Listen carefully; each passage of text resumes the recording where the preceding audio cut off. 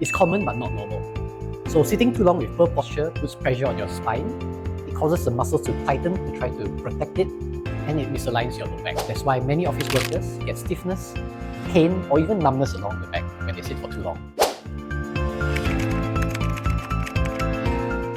Of course, so chiropractic care helps realign the spine, improves your posture, and reduces the stress your body absorbs from daily desk work. So if you sit all day, you feel low back pain, it's time to change that. See you at Chiropractic first.